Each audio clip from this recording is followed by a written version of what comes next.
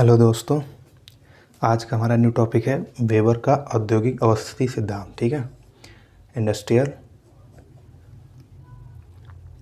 Location theory of weber. ठीक,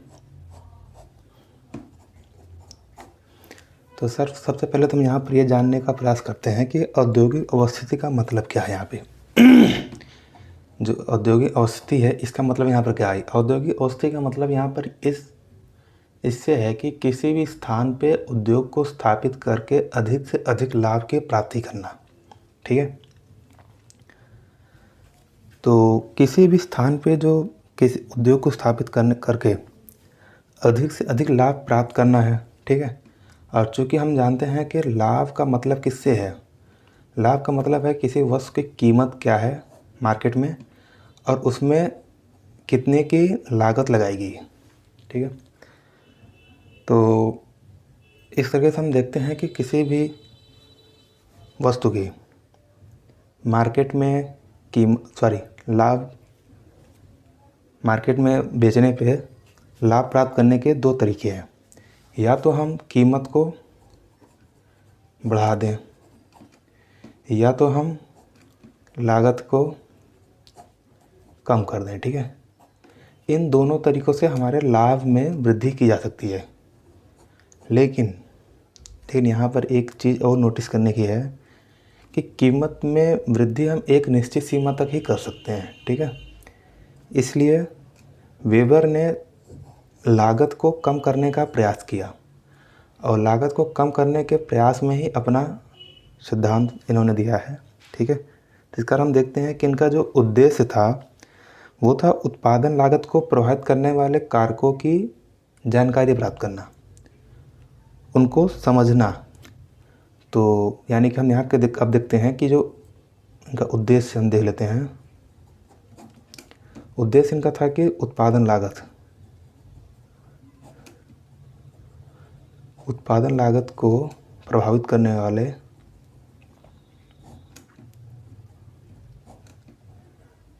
वाले कारकों को पहचानना। ठीक है, तो इन्होंने 3 कारक बताए इस तरीके से जो कि उत्पादन लागत को प्रभावित कर रहे थे। सर्वप्रथम तो परिवहन लागत। ठीक है, सर्वप्रथम परिवहन लागत उन्होंने बताया जो कि उत्पादन लागत को प्रभावित करने वाले कारक थी। दूसरा श्रम लागत कि किसी भी स्थान पे किसी भी इंडस्ट्री के लिए श्रम की कीमत वहाँ पर क्या है। तीसरा उन्होंने बताया कि एकत्रीकरण अर्थव्यवस्था। इसका मतलब ये था कि अगर किसी जगह पे एक से अधिक मतलब कि कंपनियां ऐसी हैं, उद्योग ऐसे लगे हुए हैं कि एक का आउटपुट दूसरे के इनपुट का कार्य करता है, तो मतलब कि सामान्यतः देखते हैं कि ऐसे में कि जो इनका लागत है वो कम हो जाएगा। ठीक है, क्योंकि इन्होंने अपने सिद्धांत में उत्पादन लागत को कम करने का प्रयास किया, इसीलिए इनके सिद्धांत को निम्नतम परिवहन लागत सिद्धांत भी कहा जाता है। ठीक है, निम्नतम परिवहन लागत सिद्धांत क्या इनको कहा गया?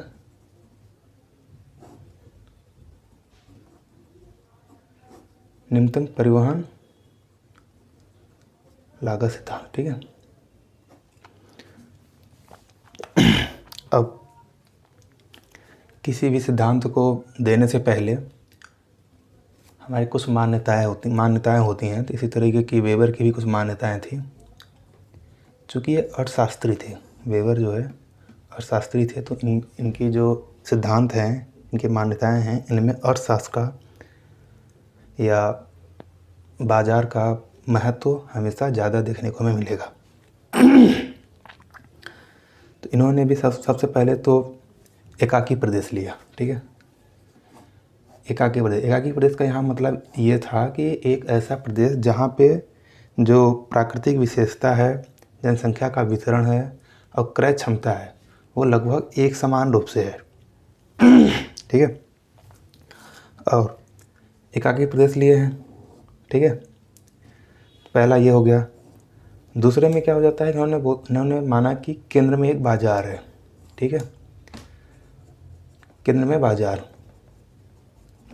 फिर उन्होंने क्या बोला कि जो बाजार से सभी तरीके से दूरियां हैं और यहाँ पर तक आने के जो साधन है, ये एक साधन और साधन के द्वारा लगने वाली जो लागत है वो एक समान रूप से है, ठीक है, ये भी एक समान है। फिर इन्होंने क्या बोला कि अब चूँकि ये भी उसी पर आ गए कि एक बाज़ार है, बाज़ार से यहाँ तक सबकी दूरियाँ समान हैं, तो परिवहन लागत, इन्होंने चर्चा की परिवहन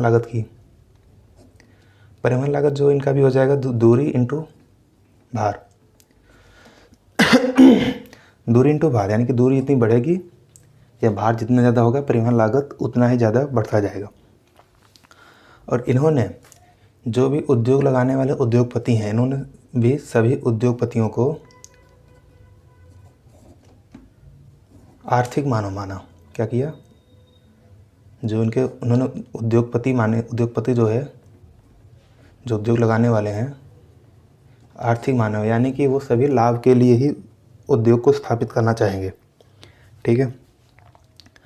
और इन्होंने क्या माना, इन्होंने माना कि जो श्रमिक हैं वो स्थानबद्ध हैं, यानी कि श्रमिक एक ही जगह पर फिक्स हैं, श्रमिक का भी आवाजाही या कहीं और आना जाना ये भी संभव नहीं है, ठीक है। तो और इन्होंने क्या बोला कि जो कच्चा माल है, कच्चे माल के बारे में इन्होंने दो चीज़ें बताई। एक तो कच्चा माल के बारे में उन्होंने बताया कि कच्चा माल स्थानबद्ध और सर्वव्यापी दो तरीके का है, ठीक है,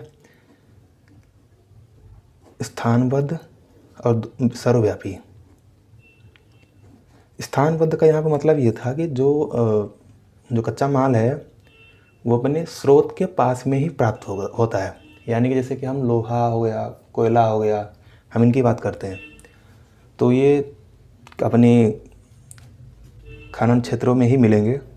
और सर्वव्यापी कच्चा माल का मतलब इनसे ये था कि जो पानी हो गया, हवा हो गया, ये हमें किसी भी स्थान पर प्राप्त हो सकते हैं, ठीक है। साथ ही इन्होंने कच्चा माल के बारे में दो चीज़ें और बताई, इधर मैं लिख देता हूँ। इन्होंने बताया कच्चे माल के बारे में कि कच्चा माल दो तरीके होगा, एक होगा शुद्ध और एक होगा सकल, ठीक है। शुद्ध का मतलब ये है कि कच्चे माल को अगर हम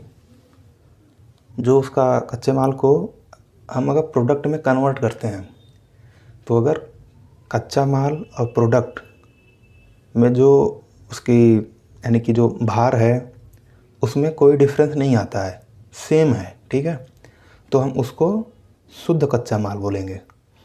अगर किसी कच्चा माल को उसके प्रोडक्ट में परिवर्तन करने के बाद, ठीक है, उसके प्रोडक्ट में परिवर्तन करने के बाद अगर भार में कमी आती है तो हम उसे बोलेंगे सकल कच्चा माल है, ये ग्रॉस रॉ मटेरियल है, ठीक है।